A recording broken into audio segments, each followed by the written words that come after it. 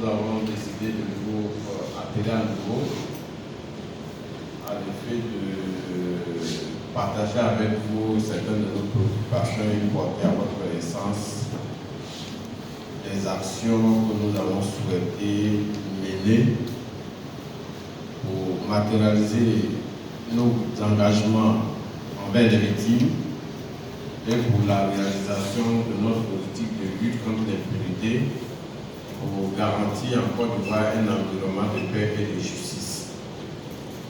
Pour le collectif des victimes en Côte d'Ivoire, il n'y aura jamais de réconciliation dans notre pays sans la justice, sans particulièrement les actions de la justice répressive et réparatrice et de façon équitable. C'est pourquoi, outre les actions de la justice pénale nationale et internationale, le collectif des victimes en Côte d'Ivoire et certaines victimes ont estimé aussi qu'au travers les actions de la Commission de dialogue, vérité et réconciliation, au travers des actions de la CONARE, du Programme national de cohésion sociale, le pays peut retrouver la paix et la stabilité après 3 décennies de commission des crimes de masse. Malheureusement, vous avez constaté avec nous, au document des victimes, tous ces mécanismes ont échoué dans leur mission. Ensuite, est venu se greffer les dernières actions de la Cour pénale internationale. Face à cette situation, nous avons constaté qu'il y a eu des avancées notables en Côte d'Ivoire après la fin de la crise post-électorale de 2010-2011. Avancées notables qu'il ne faut pas quand même, n'est-ce pas, minimiser grâce à une politique d'envergure mise en place par la gouvernante Alassane Ouattara. Aujourd'hui, en Côte d'Ivoire, les Ivoiriens ont commencé à faire, n'est-ce pas, utiliser le mot justice dans leur vocabulaire quotidien. Sur des décennies passées, sur la base de préjugés ou de soupçons, des citoyens étaient enlevés et exécutés ou portés disparus. Aujourd'hui, on parle de justice, donc ça veut dire qu'il y a un acquis majeur.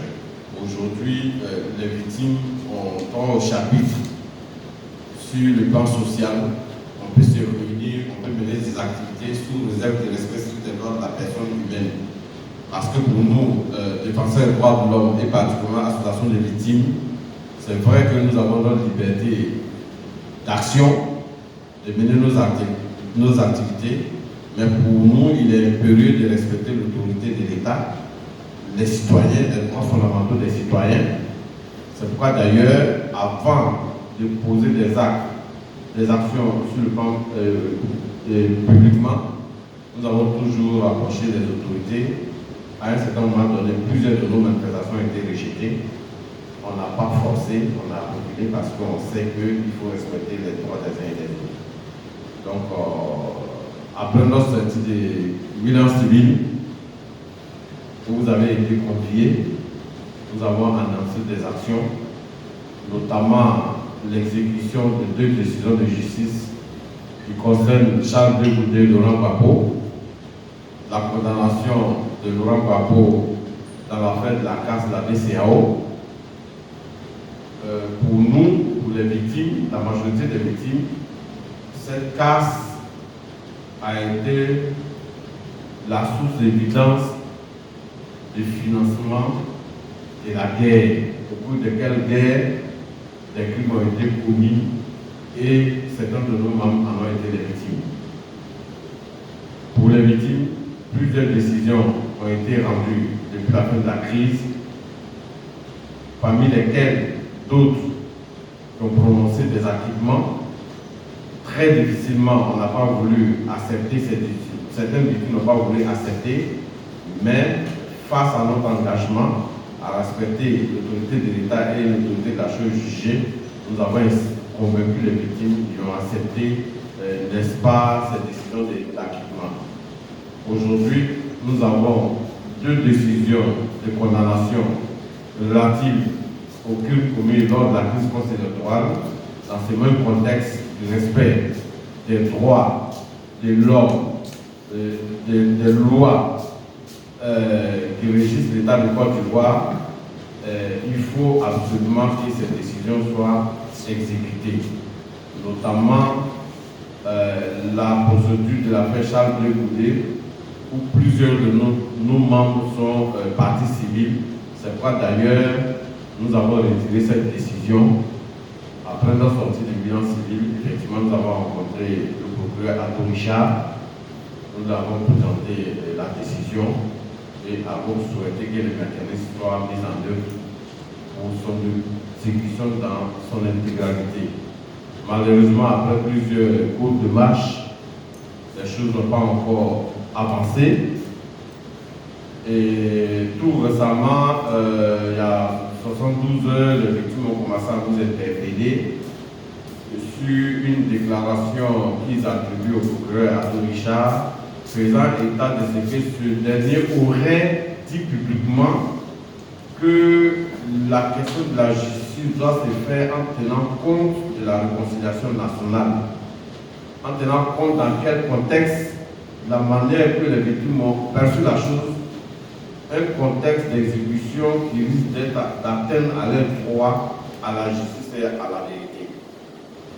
Donc, face à cette situation, vu notre volonté de lutter contre l'impunité en Côte d'Ivoire, pour créer un environnement de paix et de justice et pour promouvoir, protéger la défense des droits des victimes, nous avons décidé dès ce jour d'informer le procureur de la République, le préfet d'Abidjan et les autorités de sécurité que dès le lundi, l'ensemble des victimes vont tenir un sitting devant le tribunal d'Abidjan pour dénoncer l'impunité en Côte d'Ivoire, érigée en mode de gouvernance, pour demander que les deux mandats émis à les deux décisions de justice, que les deux mandats d'arrêt déjà établis, résultant des deux condamnations de Laurent Gbagbo et Charles Blé Goudé soient remis aux autorités policières et de la gendarmerie nationale particulièrement, afin que dès l'arrivée de Laurent Gbagbo à l'aéroport et Charles Blé Goudé à l'aéroport, qu'ils soient conduits à la MACA directement, en exécution de la décision de condamnation. C'est une question sur laquelle nous n'allons pas transiger. Nous avons observé, les victimes ont observé qu'il est question actuellement des rencontres entre les autorités, particulièrement entre les autorités ivoiriennes et des partisans de Laurent Gbagbo, à l'effet de sécuriser sa venue, à l'effet de lui permettre de bénéficier de tout ce qui est lié à son ancienne fonction de chef d'État.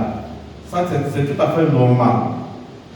Si Laurent Gbagbo est sécurisé, s'il a des personnels autour de lui, s'il a une sécurité, c'est tout à fait normal. Cela résulte d'une loi de la République de Côte d'Ivoire.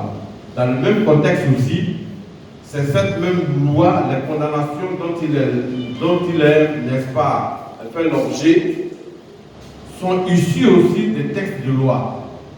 Donc, dans les deux contextes, les deux textes doivent être appliqués. Donc, ce n'est pas aux autorités de garantir la sécurité de Laurent Gbagbo, c'est plutôt aux autorités de se saisir de la condamnation et de faire arrêter Laurent Gbagbo et de le mettre en détention à la MACA afin qu'il puisse se faire sa peine.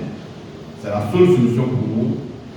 Pour les victimes, si ces contextes-là ne sont pas respectés,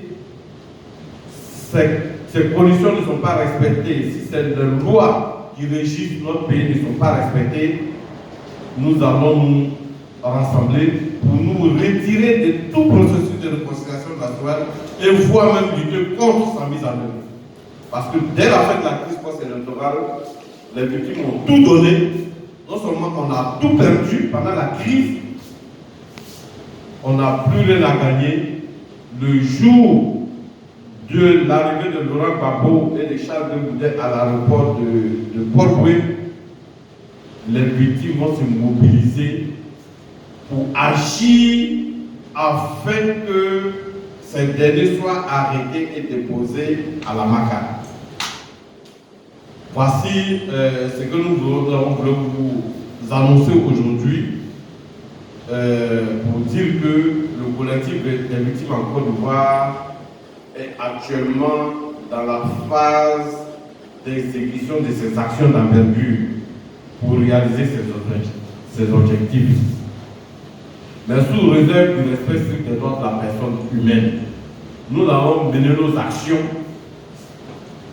tout en respectant les droits des uns et des autres. Nous allons mener nos actions de façon citoyenne. Nous allons mener nos actions pour ne pas trouver l'ordre public. Nous allons mener nos actions en synergie avec toutes les organisations de défense des droits de l'homme et de la société civile, soucieux de voir la Côte d'Ivoire retrouver ses listes d'antan. Et par conséquent, nous allons profiter de votre présence pour appeler les victimes et les personnes sensibles à leur situation et à la réalisation d'un état de droit en Côte d'Ivoire de se joindre à nous le lundi prochain à partir de 9 h devant le palais de justice du plateau pour crier notre ras-le-bol face à l'impunité dirigée en mode de gouvernance en Côte d'Ivoire et face à l'inertie du parquet d'Abidjan quant à la remise des mandats d'arrêt établis à l'encontre de Charles de Goudet et de Laurent Gbagbo. Voici un peu les raisons pour lesquelles nous avons appelé pour essayer de porter ces faits à votre connaissance. Je vous remercie.